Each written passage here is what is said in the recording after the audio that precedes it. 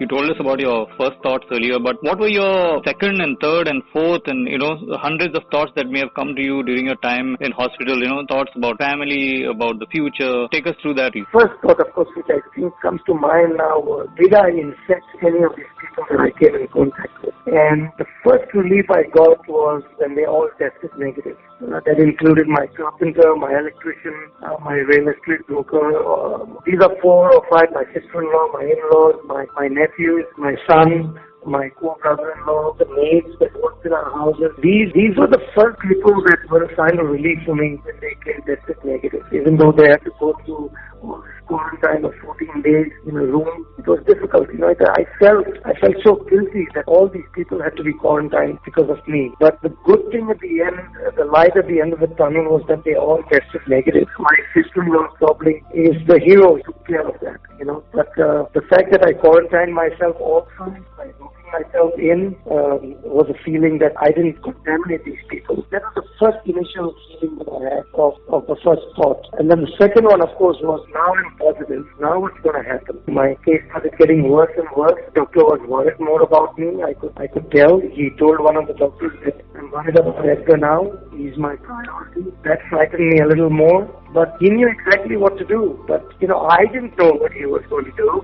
But I was scared. And the next thought came to mind. Gauri and Ruth, my daughter and my wife, they are in the United States. Ishan's here. He got laid off his job because he's been away because of this pandemic in the United States. He just started his career a year ago. So I was worried about him if something would happen to me. We moved to the United States 6 years ago. We were starting a new life again together. What was going to happen? So I even wrote to my owner of my company, which is a family-owned business. I said, Mr. Foster, if something happens to me, I said, I want you to take care of my son, hire him in my place, and let him look after the U.S. operations, train him with a job, and at least I'll feel rest assured that he's taken care of. And Mr. Foster wrote back to me and he said, nothing's going to happen to you. You're going to be just fine. But just so that you feel rest assured, don't worry. We'll take care of your son. We'll take care of your family. I have it in writing in the form of an email. And I know they would take care of them. Take care of them and take care of my son and my family. I have a company that I work for that's just amazing. We are a family-owned business, but they treat us like family. So that was the second thought that crossed my mind. I was worried about Gauri. She's a housewife. How the future holds for us, and I was worried what would happen if something happened to me tomorrow. What would this girl do? But I'll tell you, Gauri is surrounded with such amazing friends and family that I knew that they would be able to take care of everything. And I had put my affairs in order almost 3-4 years ago, and I told my son, everything is here. All the passwords are here. All the accounts are here. All the investments I have are here. If something happens to me, because I travel a lot. In 3 years, I've traveled more than 35 countries. I told him, in case something happens, if I were to die in a plane crash or something, this is where everything is.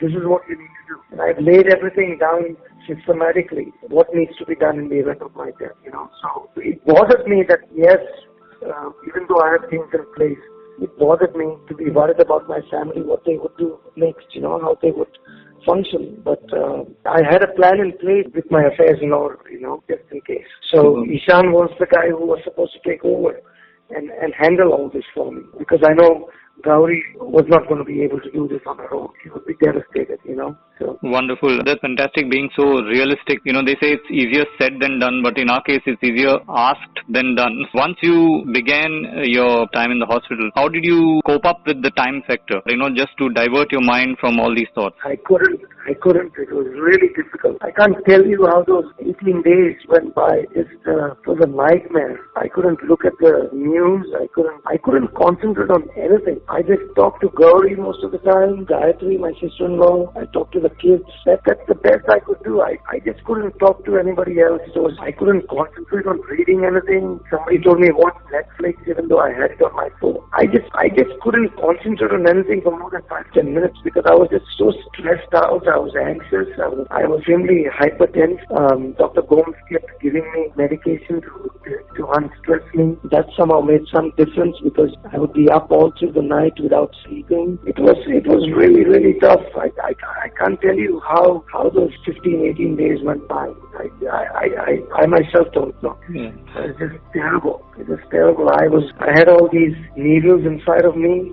My hands were all swollen with so many locations where I had been pricked and poked, and I think I took maybe 30 vials of these dextrose concoctions, which because I couldn't eat, I had no appetite. I had this 3-4 of these things being administered to me every day. I had to travel to the washroom, to the bathroom every time with this thing in my hand, with these needles in my veins. I can't begin to imagine what it felt like. I just don't want anybody to go through this. It's a terrible feeling, terrible. Edgar Remedios, Goa's first survivor of COVID-19, who also spoke to us about his feelings on being tested positive, the fight against fear, the feelings he had for his family during quarantine, the relief he felt when the people around him tested negative, his admiration for Shri Narendra Modi ji, our country's Prime Minister, and his decisive actions, his gratitude to Goa's Chief Minister and Goa's Health Minister. A big thank you from him from the bottom of his heart to the doctors, to the nurses and so many other people who helped him in his hour of need.